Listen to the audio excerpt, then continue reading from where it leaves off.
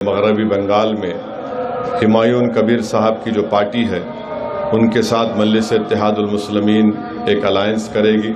Asaduddin Owaisi BJP का पास से पैसा मिलेगा, लास्ट बार भी ऐसा ही मिला था।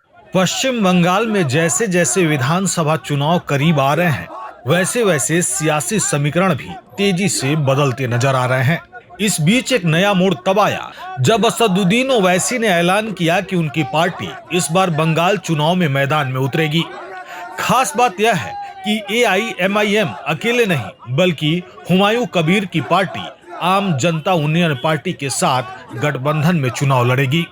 असेंबली के इंतखाबात होने जा रहे हैं और मजलिस इत्तेहादुल मुस्लिमीन ने ये फैसला लिया है कि मगरबी बंगाल में हुमायूं कबीर साहब की जो पार्टी है उनके साथ मजलिस इत्तेहादुल मुस्लिमीन एक अलायंस करेगी और मजलिस के उम्मीदवार उस अलायंस का हिस्सा बनकर हम मगरबी बंगाल के इलेक्शन में हिस्सा लेंगे।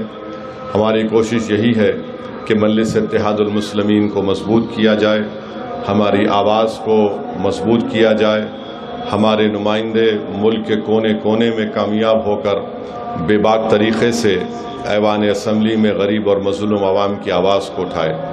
और आप जानते हैं कि मगरबी बंगाल में पिछले 15 साल से वहाँ पर 3 मरतबा के वज़ीर आला हैं मोहतरमा ममता बनर्जी साहिबा।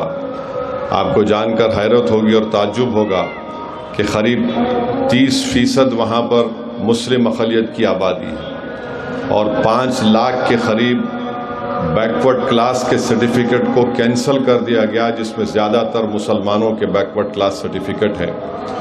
बहुत से नाइंसाफ़ियों की कहानियाँ और दास्तानें भी हैं जो ये लोग सिर्फ सेकुलरिज्म के नाम पर वोट तो हासिल करते हैं, मगर जहाँ पर मजलिस हिस्सेदारी की बात करती है, जहाँ पर मजलिस शराकतदारी जमहूरियत की जो बात हमारे बुज़ुर्गों ने की थी उसको अमल करने का मुतालबा करती है, तो इनको बड़ी तकलीफ़ हो जाती है।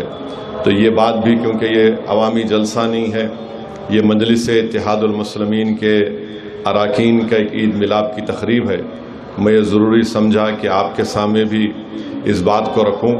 और शायद बहुत से लोग आप नहीं जानते होंगे कि मालदा में जब पंचायत का इलेक्शन हुआ था, उस मालदा में मजलिस को 60,000 वोट मिले थे। तो ऐसा नहीं है कि मजलिस वहाँ पर मेहनत नहीं कर रही है। पिछले बार भी हम लोग 5 या 6 सीट पर इलेक्शन लड़े थे। अभी भी हमारी कोशिश ये है कि हम लोग इन्हीं सीटों पर या जहाँ पर भी बातचीत होगी उनसे उसको तय करके अप्रैल 23 और 26 को 2 मरहले में वहाँ पर इलेक्शन है।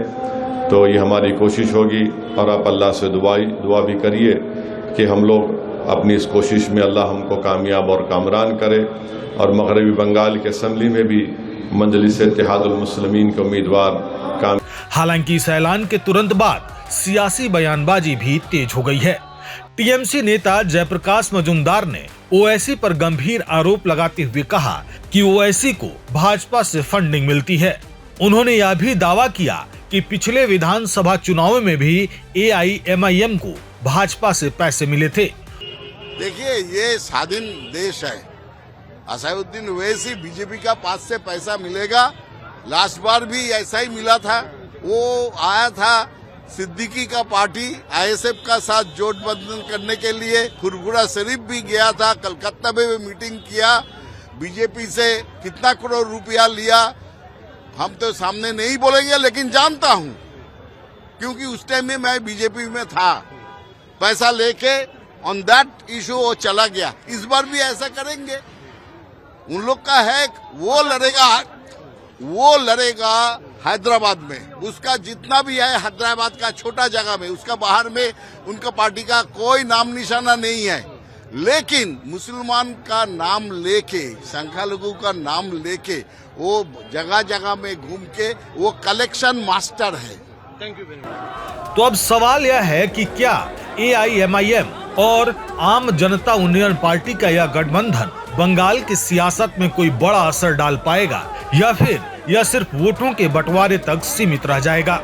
जैसे जैसे चुनाव की तारीखें करीब आएंगी, यह साफ होता जाएगा कि यह नई एंट्री बंगाल के राजनीतिक खेल को कितना बदल पाती है और किसके समीकरण पर इसका सबसे ज्यादा असर पड़ता है। प्रभातखबर.com, विश्वास वही, रफ्तार नहीं।